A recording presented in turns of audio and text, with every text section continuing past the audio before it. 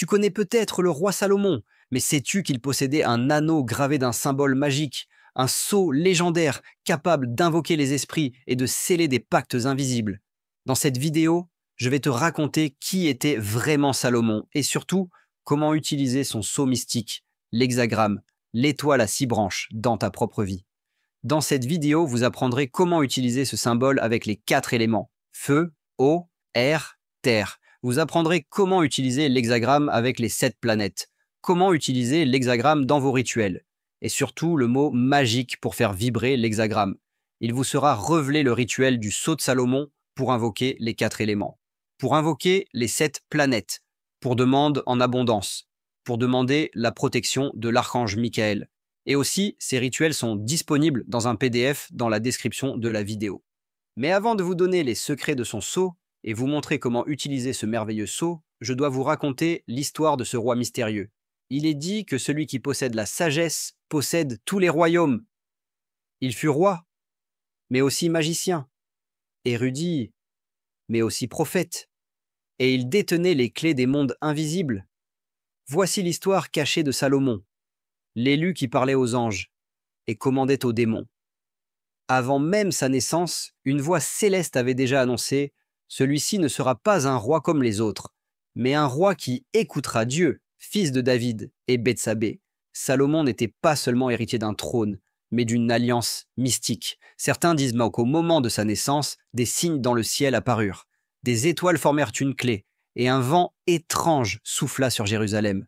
Une nuit, alors qu'il n'était encore qu'un jeune homme, Dieu lui apparut en rêve et lui dit: « Demande, et je te donnerai ce que ton cœur désire. » Salomon répondit: « Accorde-moi un cœur sage et intelligent pour discerner le bien du mal. » Et alors, Dieu répondit: « Parce que tu ne m'as pas demandé richesse, ni vengeance, ni pouvoir, je te donne tout, la sagesse, la richesse, la gloire, et même ce qu'aucun homme n'a jamais reçu. » Le roi savait qu'avec sagesse, il pouvait avoir richesse, gloire, victoire, pouvoir. En gros, il savait que la connaissance était la clé. Ce roi, par son astuce, savait que la connaissance était à la base de tout. Alors, qui était ce roi si astucieux? Fils du roi David, Salomon naquit sous une étoile particulière. Dieu lui donna ce qu'aucun homme n'avait eu avant lui, la sagesse absolue. Venu d'une descendance divine, le roi avait un pouvoir spirituel immense et la confiance d'un peuple qui croyait en son inébranlable pouvoir et son l'appui du Dieu puissant Jéhovah. Salomon avait 700 épouses et 300 concubines. Sa richesse est légendaire. Chaque année, Salomon recevait 20 tonnes d'or, il fit fabriquer 200 grands boucliers d'or battu. Et 300 petits boucliers d'or battus pour chacun desquels on employa 3 kg d'or. 6 marches y conduisaient, un marchepied en or y était fixé. 12 lions se tenaient debout de part et d'autre des 6 marches. Rien de semblable n'existait dans aucun royaume. Tout le service à boisson du roi Salomon était en or, et toute la vaisselle du palais de la forêt du Liban en or fin. Salomon bâtit un temple, mais pas n'importe lequel. Ce temple était un miroir céleste, une passerelle entre le monde visible et les sphères invisibles. Cela est seulement un moindre exemple de sa richesse. Sa richesse était aussi égale à la splendeur des constructions qu'il entreprit, son temple étant le summum des édifices qu'il a construits. Ce temple est considéré comme étant le temple le plus sublime qu'un roi a construit. Les dimensions de construction sont à faire virer la tête de merveille. Salomon fit bâtir ce temple d'une splendeur jamais égalée. Mais ce temple n'était pas qu'un lieu de culte. C'était une machine spirituelle, alignée sur les étoiles, reposant sur des mesures sacrées. Le nombre d'or, le cubitus céleste, les 72 degrés de la sphère. Les pierres furent taillées sans bruit, car aucun outil de fer n'y fut utilisé. Les djinns eux-mêmes, contraints par l'anneau, participèrent à l'élévation du temple. Ce lieu était un pont entre les mondes, un lieu où l'homme pouvait rencontrer Dieu face à face. Un jour, un ange descendit des cieux, porteur d'un anneau mystérieux, forgé dans le feu de l'étoile du matin. Sur cet anneau, un pentacle entouré d'inscriptions divines, connu uniquement des prophètes. C'était le sceau de Salomon, symbole d'union entre le ciel et la terre. La lumière et l'ombre, le Créateur et le créé. Avec cet anneau, Salomon pouvait commander aux djinns, enfermer les esprits rebelles, interroger les démons, ouvrir les portes du monde angélique. Cet anneau avait un sceau, un étoile à 6 pointes, Cette étoile de nos jours est l'un des symboles les plus puissants dans la magie. Ce symbole a le pouvoir de faire agenouiller les esprits, de les soumettre. Ce roi ne régnait pas seulement sur des hommes, mais aussi sur des esprits de toutes sortes. Un à un, les esprits vinrent à lui. Ils dévoilèrent leur nom, leur pouvoir. Salomon les interrogea. Il en avait pas peur. Car il connaissait le nom véritable. Un par un les esprits lui révélèrent leurs secrets les plus sombres et les plus divins. Toute connaissance divine était à sa portée, rien ne lui échappait. Salomon parlait 72 langues, y compris les langues oubliées des anges et des bêtes. Il connaissait les noms sacrés que même Moïse n'avait pas osé prononcer. Il écrivait des grimoires cachés. Le testament de Salomon. Les clavicules. Le livre de la puissance de Dieu. Même si certains disent que ces livres n'étaient pas écrits directement par le roi Salomon sinon d'autres mystiques. Des textes sacrés, codés, qui seront plus tard conservés par les Esséniens, les kabbalistes, les mages, et même dissimulés dans les cryptes du Vatican. Mais il utilisait sa connaissance pour le bien des hommes de sa nation. Il utilisait cette connaissance pour agrandir sa nation. Il bâtissait, construisait, fortifia. Salomon ne détruisait pas. Il comprenait. Il liait les démons à la lumière divine. Il avait compris que dominer l'ombre, c'est dominer son propre chaos. Par le sceau, Salomon invoqua et soumit les 72 esprits connus sous le nom de Gotia. Des entités puissantes. Chacune représentant un archétype psychique. Un pouvoir. Une épreuve. Il les enferma dans une vase de bronze. Scellée par son sceau. Et les fit enterrer dans les profondeurs du désert. Mais avant cela, il leur arracha leur nom, leur sigil et leurs secrets. Car connaître le nom d'un esprit, c'est dominer sa vibration. Mais il ne commandait pas qu'aux ténèbres. Salomon priait aussi les archanges. Michel, Raphaël, Uriel. Il connaissait les 72 noms sacrés de Dieu. La clé des sphères célestes. Salomon maîtrisait les éléments primordiaux. Le souffle du vent. La flamme du feu. Le chant des eaux. La force cachée dans la pierre. Il enseignait aux initiés les correspondances. Entre les éléments, les directions cardinales, les anges gardiens, et les heures sacrées du jour. Mais malgré toute cette sagesse, tout ce pouvoir, il y a une chose qui échappa à sa domination, la femme. Il aimait les femmes, au point d'en avoir 1000. Mais l'excès d'amour fut aussi sa chute. Beaucoup d'entre elles étaient originaires des nations dont le Seigneur avait dit aux fils d'Israël, « Vous n'entrerez pas chez elles et elles n'entreront pas chez vous, sans quoi elles détourneraient vos cœurs vers leur Dieu. » Mais aucun roi, aussi sage soit-il, n'échappe à la tentation. Salomon tomba amoureux de femmes étrangères, issues de peuples païens. Certaines étaient des prêtresses d'idoles interdites, et lui demandèrent des autels pour leurs dieux. Alors, il fit bâtir des temples à Baal, Moloch et Astarté. Et à ce moment-là, la lumière s'éloigna de lui. À l'époque de la vieillesse de Salomon, ces femmes détournèrent son cœur vers d'autres dieux, et son cœur ne fut plus intègre à l'égard du Seigneur, son Dieu, contrairement à ce qu'avait été le cœur de David son père. Salomon suivit Astarté, déesse des Sidoniens, et Milcom, l'abomination des Ammonites. Salomon fit ce qui est mal aux yeux du Seigneur et il ne suivit pas pleinement le Seigneur, comme David, son père. C'est alors que Salomon bâtit sur la montagne qui est en face de Jérusalem un haut lieu pour Kémosh, l'abomination de Moab, et aussi pour Molech, l'abomination des fils d'Ammon. Il en fit autant pour les dieux de toutes ces femmes étrangères. Elles offraient de l'encens et des sacrifices à leurs dieux. Salomon n'a donc pas seulement construit le temple du Seigneur à Jérusalem, il éleva des sanctuaires dédiés à d'autres divinités et destinés à ces femmes ainsi qu'aux commerçants étrangers, pour favoriser les bons contacts avec les nations voisines. Cette pratique met en péril la pureté de la foi au vrai Dieu d'Israël. Le problème de Salomon n'est pas vraiment son grand nombre de femmes, mais le fait qu'elle le détourne du seul vrai Dieu. À la fin de sa vie, Salomon perdit son trône. Son peuple se divisa. Et sa sagesse sembla disparaître dans le vent. Mais certains disent qu'avant de mourir, il transmit ses secrets à un fils caché, Ménélik Ier, né de la reine de Saba. Et que ce fils aurait emporté l'arche d'alliance en Éthiopie. L'histoire des femmes de Salomon est peut-être une métaphore pour nous dire qu'il faut se méfier des plaisirs du monde, des distractions, de l'ego, des tentations. Que la meilleure fortification est intérieure. La meilleure richesse est au-dedans de nous dans un âme équilibrée. Les secrets de Salomon ont survécu dans La Kabbale, la franc-maçonnerie, l'hermétisme, la magie des grimoires, et même dans les rites soufis. Salomon n'est pas seulement un roi du passé. Il est un archétype vivant. Celui qui cherche la sagesse. Celui qui réconcilie les opposés. Celui qui ose converser avec l'invisible. Le véritable temple est pas fait de pierre, mais de silence, de volonté, d'équilibre et de lumière. Chacun de nous peut bâtir ce temple, s'il se connaît lui-même. Et toi, oses-tu invoquer ta lumière pour dominer tes ténèbres? Salomon n'était pas qu'un roi. Il était un initié, un guide. Et son secret vit encore, dans ceux qui cherchent la vérité. Si ce message t'a touché, alors partage cette lumière autour de toi. Abonne-toi, car d'autres secrets t'attendent. Maintenant je vais te parler de la signification et du symbolisme de ce sceau, et même vous donner un rituel pour l'utiliser. Le sceau de Salomon. Ce n'est pas un simple symbole.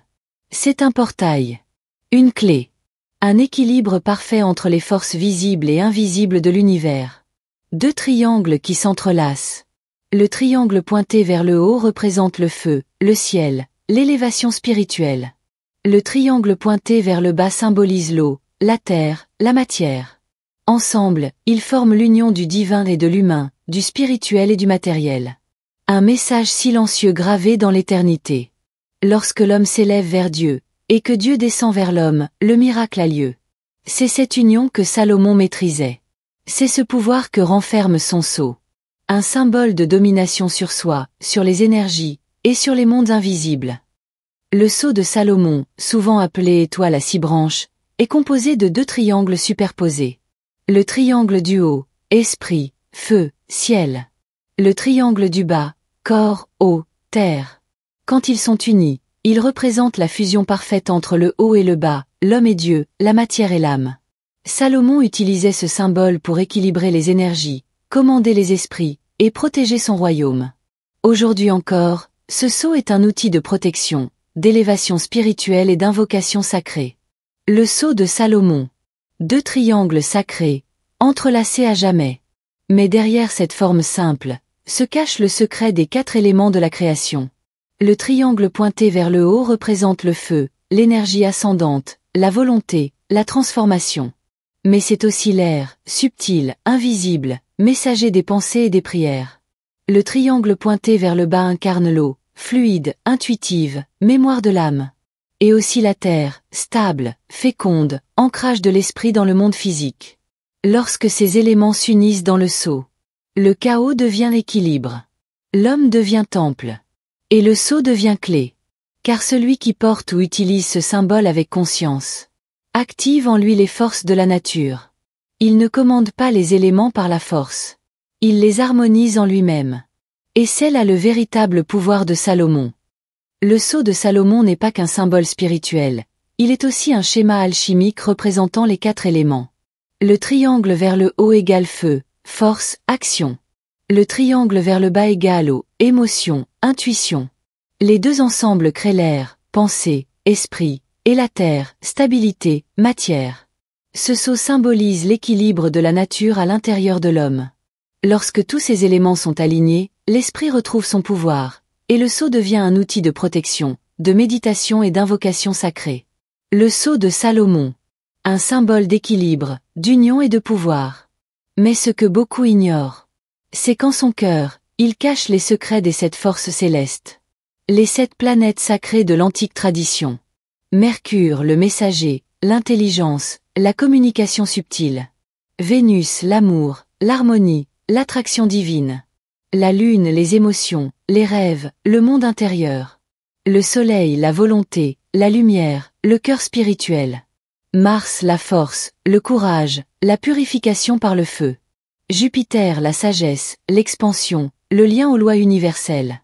Saturne, la structure, le temps, la frontière entre les mondes. Ces 7 planètes étaient, pour les anciens, les 7 rayons de la création. Et Salomon, en tant qu'initié, connaissait leur pouvoir. Le sceau, à travers ses 6 pointes et son centre, peut symboliser les 6 directions cosmiques autour du centre divin. Est, ouest, nord, sud, haut, bas et le centre sacré. Ainsi, Chaque angle du seau pouvait être lié à une planète, une vibration, une énergie. En méditant sur le seau, en le traçant avec conscience, ou en l'activant lors d'un rituel, l'initié pouvait s'accorder aux planètes, comme une harpe aux cordes invisibles du cosmos. Le sceau de Salomon n'est donc pas qu'une étoile. C'est une porte vers les 7 royaumes du ciel. Une clé pour invoquer les forces supérieures que je vais vous montrer comment invoquer dans ce documentaire. Ce sceau est un miroir de l'âme cosmique de l'homme. Maintenant il est temps que je te révèle le mot sacré pour faire vibrer mystiquement le pentagramme. Ce mot est Hararita. Ce mot sacré, composé des lettres hébraïques Aleph, Resh, Yod, Tav, Aleph, signifie un est son commencement, un est son individualité, un est son unité, et un est son aboutissement. C'est par cette vibration que Salomon scellait l'hexagramme, appelait les anges des 6 directions, et unissait en lui les puissances du ciel et de la terre. Qu'unant vous tracez ce sceau pour activer sa force ou le faire vibrer et sentir sa force, dites ce mot et après faire sa demande ou invoquer les esprits désirés. Maintenant que je vous ai donné le secret du mot sacré, il est temps je vous montre comment tracer ce sceau mystiquement. Comme je vous ai déjà dit maintes fois, ce sont 2 sceaux qui forment ce symbole, mais pour le tracer avec les triangles ce processus est très compliqué et confus pour les débutants. Je vais vous montrer le moyen le plus facile qui est l'accent aigu hexagramme unicursal. L'hexagramme unicursal est un sceau sacré, tracé d'un seul mouvement, sans jamais lever la main. Il symbolise l'union parfaite des contraires. Le ciel et la terre, le feu et l'eau, l'esprit et la matière. Contrairement à l'étoile de David formée de 2 triangles superposés, l'hexagramme unicursal est vivant, fluide, actif. Il est la volonté divine en mouvement. L'acte de création unifié dans un seul souffle. Salomon utilisait ce symbole pour ouvrir les portes des sphères invisibles et y faire entrer la lumière de Dieu. Car celui qui trace l'hexagramme unicursal avec pureté trace le chemin du retour vers l'un. Comment tracer l'hexagramme unicursal pour invoquer une planète? Pour invoquer une puissance planétaire à l'aide de l'hexagramme unicursal, il vous suffit de suivre le schéma sacré que vous avez sous les yeux. Commencez par le symbole de la planète que vous souhaitez appeler.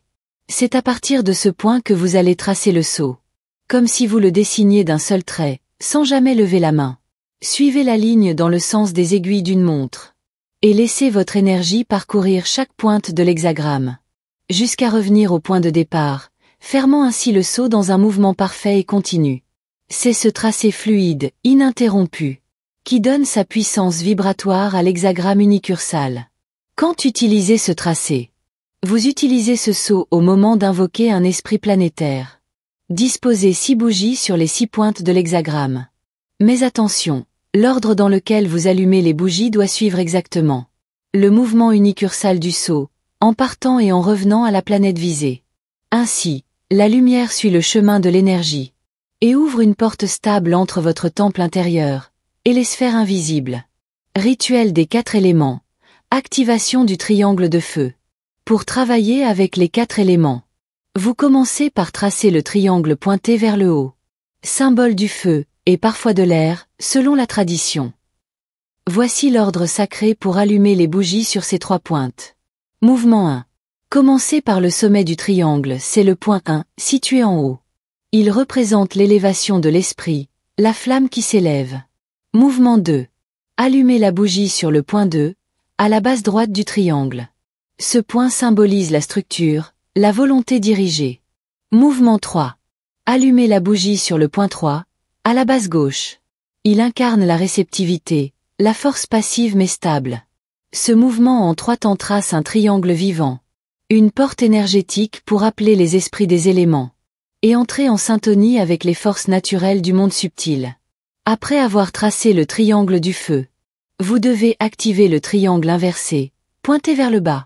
Symbole de l'eau, de la réceptivité profonde, et des mystères de l'inconscient. Voici l'ordre sacré pour allumer les 3 bougies de ce triangle inversé. Mouvement 1. Commencez par le sommet, c'est le point 1, en haut du triangle pointé vers le bas. Il représente la descente de l'énergie, la plongée dans l'invisible. Mouvement 2. Allumez le point 2, situé à la base gauche du triangle. Il symbolise la stabilité émotionnelle, la mémoire fluide. Mouvement 3. Allumez le point 3, à la base droite. Ce point incarne la transmutation intérieure, le passage de l'eau stagnante à l'eau vive. Ce triangle inversé devient alors un miroir du subconscient. Et une porte vers les royaumes aquatiques de l'âme. Là où résident les esprits de l'eau, les souvenirs et les rêves. Rituel d'abondance divine avec le sceau de Salomon. À pratiquer un jeudi soir, jour de Jupiter, sous la lune croissante. Matériel. 6 bougies dorées ou jaunes, abondance. Une bougie blanche, au centre. Encens de benjoin ou de cannelle. Une pièce d'or ou un billet. Huile d'orange douce ou d'abondance. Le sceau de Salomon unicursal tracé sur un parchemin ou papier épais. Le mot sacré, Ararita, à écrire au centre du sceau. Préparation. Partie 1. Trace le sceau unicursal de Salomon avec précision. Commence sur la pointe où tu inscris le symbole de Jupiter, ou un sigil personnel d'abondance. Parcours l'hexagramme d'un seul trait, en revenant au point de départ. Visualise une lumière dorée suivre ta main. Partie 2. Dispose les 6 bougies sur chaque pointe du sceau. Partie 3. Oint la bougie centrale blanche avec l'huile parfumée, et place-la au centre du sceau. Partie 4. Place l'objet de valeur, pièce ou billet, au centre, sous la bougie. Activation. 1. Allume les bougies dans le sens de l'hexagramme unicursal. En suivant le tracé énergétique, commence à la pointe de Jupiter, ou celle que tu as choisie. Et fais le tour jusqu'à revenir à la même bougie. 2. Allume enfin la bougie centrale, en récitant. Par le sceau de lumière, par Ararita. J'appelle la sagesse de Salomon. Que l'abondance divine m'envahisse. Et que tout manque soit banni de mon royaume intérieur. 3. Médite quelques minutes. Visualise une pluie dorée tomber du ciel et remplir ton corps et ta vie. Clôture. Laisse brûler les bougies, ou au moins quelques minutes en conscience. Garde le sceau dans ton autel ou ton portefeuille. Remercie les forces présentes. Dites. Que l'abondance circule, et ne s'arrête jamais. Non pour dominer, mais pour nourrir le vivant. Ainsi soit-il. Rituel de protection avec l'archange Michael et le sceau de Salomon. Matériel. 6 bougies blanches ou bleues, représentant les 6 pointes du sceau. Une bougie centrale dorée, au centre du sceau, pour invoquer Michael. Encens, oliban ou benjoin. Le sceau de Salomon tracé au sol ou imprimé. Le nom sacré, Ararita. Optionnel, sceau angélique de Michael, épée symbolique, cristal. Disposition. 1. Dispose les 6 bougies aux pointes du sceau de Salomon, hexagramme. 2. Place la bougie dorée au centre du sceau, représente la présence de Michael. 3. Trace autour un cercle de sel ou de lumière, visualisation. 4. Place-toi à l'est, face au centre. Allumage des bougies. Suivant le sens des aiguilles d'une montre, allume les bougies dans cet ordre. Partie 1. Bougie 1, en haut, invoque la lumière divine. Partie 2. Bougie 2, en haut à droite, invoque la force. Partie 3. Bougie 3, en bas à droite, invoque la justice. Partie 4. Bougie 4, en bas, invoque la stabilité. Partie 5. Bougie 5, en bas à gauche, invoque la sagesse. Partie 6. Bougie 6, en haut à gauche, invoque la protection. Puis allume la bougie centrale en disant « Michael, archange de la lumière, je t'invoque en ce cercle. Protège-moi de toute ombre, arme-moi de vérité, entoure-moi de ta flamme bleue. Que ton épée tranche le mal, que ta lumière m'élève. Amen. » Ajout mystique avec Ararita. Pendant que l'encens brûle, marche lentement autour du sceau dans le sens horaire et répète. Aera-eritea. Un est son commencement, un est son individualité, un est son périple, un est son secret. Ce mot sacré active le sceau et unit les 6 pointes en un seul pouvoir. Il vibre avec la conscience divine indivisible. Finale. Reste en méditation au centre ou devant le sceau, et visualise l'épée de Michael traçant une barrière de lumière autour de toi. Sens son énergie bleue chasser toute présence néfaste. Tu peux conclure par « Michael, je te rends grâce. Que ta force reste en moi. Qu'aucune ombre ne pénètre ce cercle. Qu'il en soit ainsi. » À quel moment faire ce rituel? Jour, dimanche ou mardi. Heure planétaire du Soleil ou de Mars. Lune, montante ou pleine pour amplifier la forcée. Maintenant que tu connais ces rituels sacrés, n'oublie jamais que la véritable protection vient d'abord de la lumière que tu portes en toi. L'archange Michael et le sceau de Salomon ne sont que des clés. Des ponts entre ta volonté et les forces invisibles. Pratique ces rituels avec foi et respect. Car leur puissance grandit avec ton intention pure. Protège-toi, élève-toi, et deviens un phare de lumière dans ce monde. Si cette vidéo t'a éclairé, partage-la avec ceux qui cherchent aussi la lumière. Abonne-toi pour continuer ce chemin mystique. Car d'autres secrets et révélations t'attendent. Donnez un J accent aigu à cette vidéo et faites des commentaires si vous avez des doutes. Que la force de Michael t'accompagne. Et que la sagesse de Salomon guide tes pas. À très bientôt, frères de lumière.